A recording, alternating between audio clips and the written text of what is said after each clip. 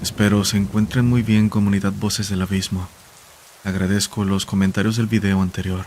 Una pequeña prueba para posibles transmisiones en vivo que quiero traer para ustedes al canal, independientes a los videos subidos regularmente y más que nada para fomentar la convivencia. Ya estamos por llegar a los 300,000 suscriptores, así que les pido se suscriban por favor si aún no lo están. Comenten en cada video y dejen su like para poder llegar a más personas. Su apoyo es indispensable para que se logre. Recuerden seguirnos como Video Oficial en Instagram y como Voces del Abismo en las demás redes sociales. Están invitados a la comunidad de Discord y Facebook. Los enlaces, como siempre, podrán encontrarlos en la descripción. Si quieren conocer un poco más de Carlos, la voz de estos relatos, los invito a seguirme en mi Instagram personal. Terminada esta pequeña introducción, apaguen las luces, relájense y sientan que son los protagonistas de los siguientes relatos.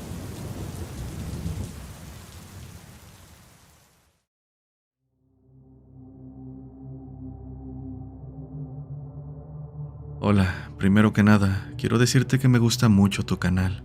Soy seguidor desde el año 2022.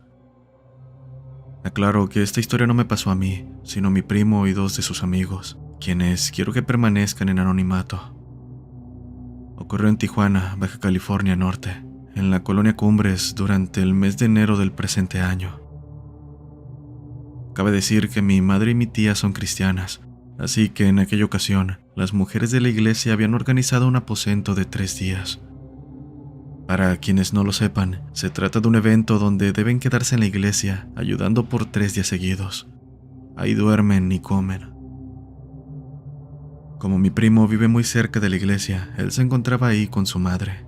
También estaban 2 de sus amigos, uno de su misma edad y otro 4 años menor. De sus propias palabras, mi primo me dijo que se había puesto de acuerdo con sus amigos para ir a la tienda a eso de las 8 de la noche.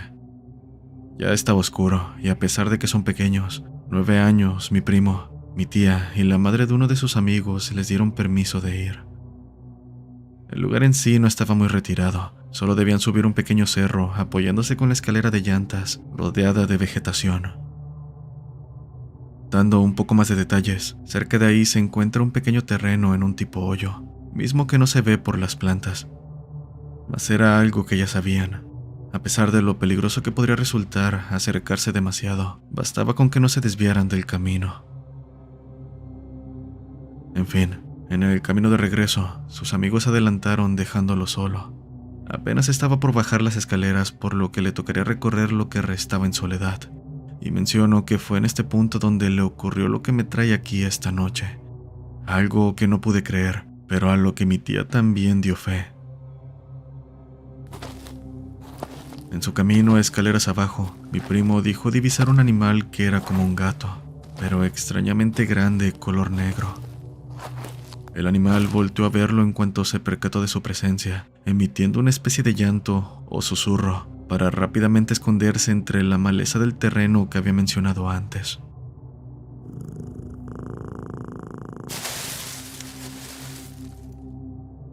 Con la curiosidad por encima de todo, se acercó pensando que con suerte lograría ver nuevamente al extraño animal. Pero lo que encontró en su lugar fue a muchas personas vestidas completamente de negro, y en medio de ellos el felino. Como pudo, mi primo bajó corriendo hacia la iglesia, donde estaban sus amigos con un semblante peor que el suyo, llorando completamente aterrados. Mi tía y la otra señora se acercaron para ver qué les pasaba, pero estos no podían hablar. ¿Qué era esa cosa?, repetía el más chico. ¿Por qué ese gato hablaba? Ahí se dio cuenta mi primo de que sus amigos habían visto lo mismo, y por lo que escuchó, lo habían pasado peor. Siendo el que menos afectado se encontraba, le dijo a su madre lo que había visto. Ella y su amiga, por su parte, no dudaron en sus palabras. De hecho, se pusieron a rezar mientras tranquilizaban a los pequeños. Sé que al principio del relato dije que no me había pasado nada a mí, pero Puedo decir que creo en sus palabras, pues esa misma noche había bajado a la iglesia a dejar unas pastillas para el dolor de cabeza, con mi perro Toby acompañándome. Estaba pasando por donde se encuentra la escalera, cuando escuché la maleza a mi alrededor agitarse. Mi perro por instinto comenzó a ladrar, corriendo hacia donde se había escuchado aquello, y debo decir que yo no sabía lo que había pasado con mi primo, así que continué mi camino sin tomarle mucha importancia. Tal vez se trataba de un animal pequeño, y mi perro había ido tras él. De cualquier forma, bastaba con caminar para que me siguiera de vuelta. Desconozco si fue producto de la casualidad, pero en cuanto llegamos a casa, mi perro se metió bajo el sillón, de donde no salió para nada. Incluso al día siguiente se puso muy malo, no quería comer, y para rematar, después de 2 días se le inflamó muy horrible la cabeza. Por fortuna no pasó de eso y ya está bien. Lo estuvimos llevando al veterinario y gracias a eso mejoró. Pero como haya sido, no sé si mi perro vio lo mismo que mi primo o lo enfrentó. Me aterra pensar qué le pudo haber pasado para terminar así, qué le pudieron haber hecho y sobre todo, quiénes. La situación me provoca un poco de escalofríos porque vivimos muy cerca de esas escaleras. Es curioso y a la vez aterrador cómo puedes estar cerca de la maldad sin darte cuenta. Gracias por tomarte el tiempo de leer mi relato. Saludos.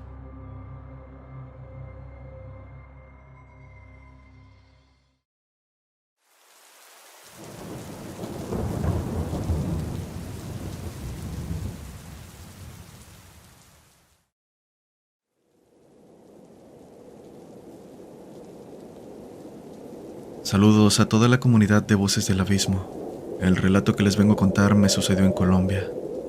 Vivo en la ciudad de Barranquilla.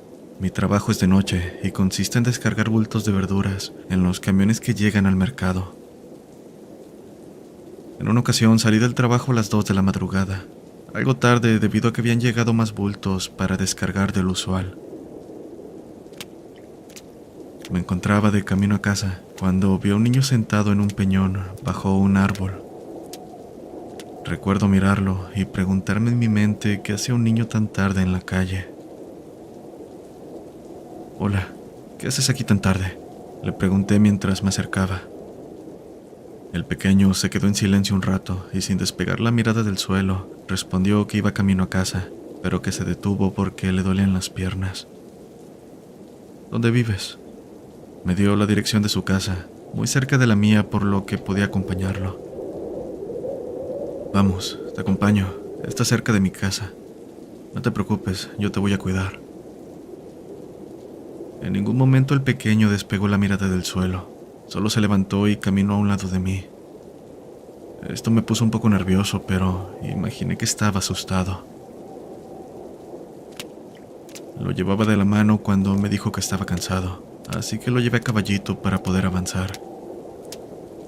Continuamos hasta que en una esquina oscura sentí un gran peso en mis hombros, como si estuviera llevando a una persona mayor. Y, de la mano a esa sensación, vino una risa escalofriante de aquel niño. Levanté la mirada para toparme con la aterradora imagen de un hombre completamente oscuro, con cachos y ojos blancos. Sentí un miedo como nunca, un escalofrío recorrer todo mi cuerpo, mientras tiraba lo que fuera esa cosa de mis hombros para correr con todas mis fuerzas a casa. Corrí sin mirar atrás, creyendo que no me seguiría, que solo quería burlarse de mí y ahí terminaría todo. Pero en un punto de mi carrera lo escuché detrás de mí, a toda prisa, lo que instintivamente me hizo voltear. Ahora, aquella cosa corría a 4 patas como un perro. De hecho, su figura se asemejaba a uno, pero era de aproximadamente 2 metros. Temía que me atrapara, me aterraba pensar en lo que podría hacerme. Aquel miedo me hizo correr más de lo que podría correr en mi vida. Me negué a voltear en todo momento. No estaba preparado para lo siguiente que vería. Solo me mantuve mirando hacia el frente, rezando para librarme de aquella situación. Unos metros antes de llegar a mi casa, la pesadez en el ambiente desapareció. Estando en la puerta, antes de entrar, Me armé de valor para voltear y cerciorarme de que aquello ya no estuviera siguiéndome. Con alivio vi cómo la calle estaba vacía, sin señal de esa cosa alrededor. Tomé aire y pensando que estaba calmado, entré a casa, pero no era tan fácil cubrir mi miedo. Apenas entré, mi madre, quien me esperaba en la sala, se acercó preocupada preguntándome qué había pasado. «Estás todo pálido, hijo. ¿Qué viste?». De alguna manera le conté lo sucedido. Estaba tan mal que no presté atención a si me había creído o no. Yo solo quería desahogarme. Los días después de aquello no fueron iguales. El miedo de encontrarme nuevamente con aquella cosa me hizo renunciar a mi trabajo. Ahora siempre trato de hacerlo en el día, bajo el cobijo de la luz.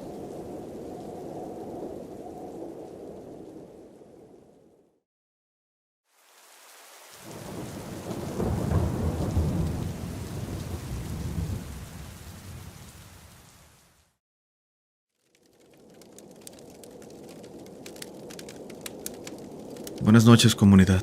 Antes de comenzar, les comento que por respeto usaré nombres falsos, tanto de lugares como de personas. Armida Fuentes era mi mejor amiga por allá del año 2003. En aquel entonces éramos estudiantes del Colegio Moore en Canadá.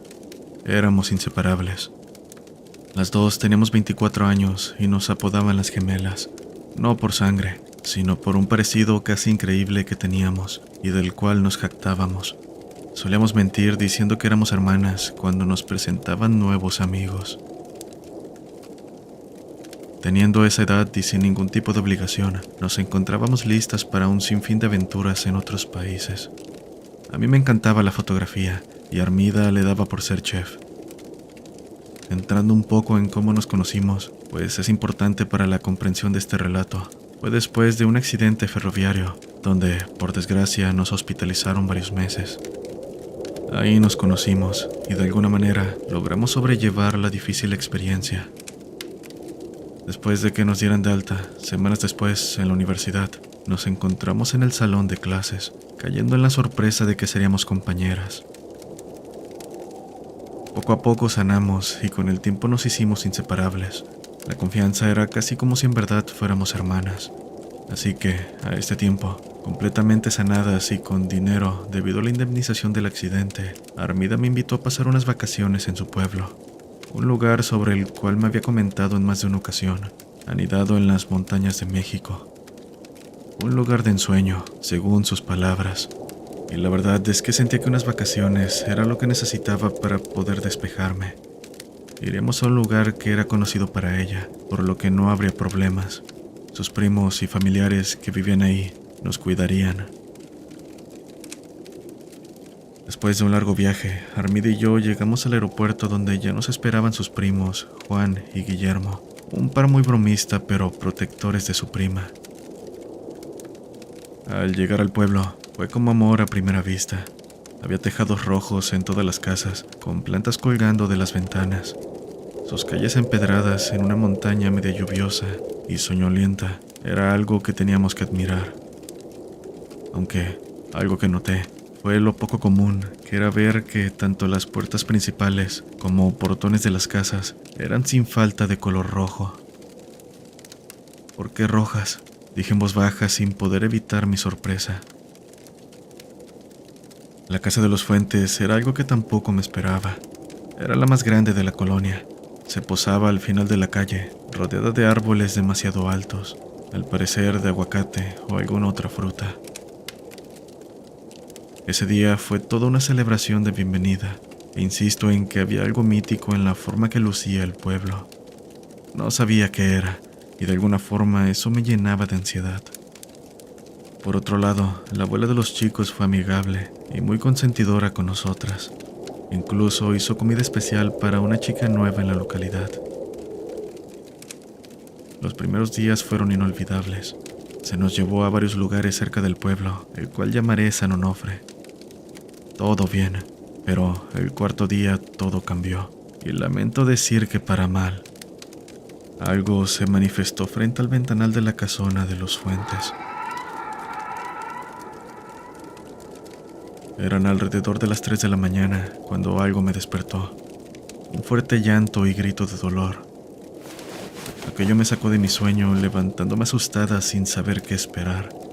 Tallé mi rostro y procedí a caminar temerosa hacia la ventana. Me asomé moviendo la cortina, apenas lo suficiente para ver sin que lo que estuviera afuera se percatara de mi presencia. Pero afuera no había nada. Estaba tan oscuro y vacío como era de esperarse. Tallé mis ojos para enfocar mejor y de nuevo admiré las luces de la calle que marcaban un tenue brillo sobre las piedras de la localidad. Ahí, absorta ante tal escenario, divisé la silueta de alguien de pie, aparentemente mirando hacia mi ventana. Sentí un nudo en la garganta al ver aquello. Tal vez alguien que disfrutaba caminar de noche. Me obligué a creer. Con aquel pensamiento me dispuse a volver a la cama, tratando de no prestar atención a aquello. Y aunque bien podría tratarse de algún poblador, no podía evitar sentir inquietud. Ahora, con más cuidado y despierta, me acerqué nuevamente a la ventana para ver de quién se trataba. Parecía una mujer vistiendo una bata de dormir. No podía decir de qué color debido a la oscuridad, pero estaba encorvada, tal vez contorsionada por algún dolor. Momentáneamente empezó a caminar hacia mi ventana de una forma muy extraña, doblándose hacia adelante, llevando sus manos hacia su estómago. Se movió de manera humanamente imposible, lo que me hizo brincar del susto, moviendo la cómoda a un lado de la cama. El ruido que hice no fue muy fuerte, pero sí lo suficiente para que aquella cosa se percatara de mi presencia, caminando ahora más rápido y extraño, como si su espalda se fuera a romper. En mi terror, llamé a mi amiga y segundos después escuché a alguien tocar mi puerta. Eran los chicos, quienes apenas dejé pasar, corrieron hacia la ventana cerrando la cortina. Cuando llegó Armida, empezó la plática más terrible que jamás haya oído en mi vida. La señora murió hace 10 años. Ella solía venir a mirar por las ventanas de la casona. Dijeron, según me contaron, buscando a su esposo. Lo hacía incluso años después de su desaparición. Ella perdió la vida en un accidente automovilístico e incluso después de su partida sigue viniendo por estos rumbos, agregaron. Para mí todo sonó como una historia más de pueblo, pero después de lo vivido sabía que no era solo eso. Podía creer completamente en sus palabras, en que la historia era tan real como el miedo que sentí. También explicaron la razón de las puertas rojas. Era debido a que la mujer no solo iba a la casona, pues también iba de casa en casa por todo el pueblo, colándose en las que no tuvieran puertas de dicho color. De eso sí que no me dieron razón. Con el tiempo, el fantasma de la mujer se hizo conocido, pues cada noche sale al pueblo a asustar y hasta atacar a rasguños a las mujeres del pueblo. Las pobres que tienen la mala suerte de asomarse en las ventanas, como estuve a punto de hacerlo. Además de lo increíble que me pareció la historia, sentí respeto por la gente del pueblo, el cómo las mujeres de San Onofre lidian con algo así, con la visión de la que fui víctima. Solo me queda decir que esta experiencia me dejó marcada, tanto que me llevaría a escribir sobre ella y compartirla con ustedes, a miles de millas de ese lugar, tan bello como sus casas y puertas rojas.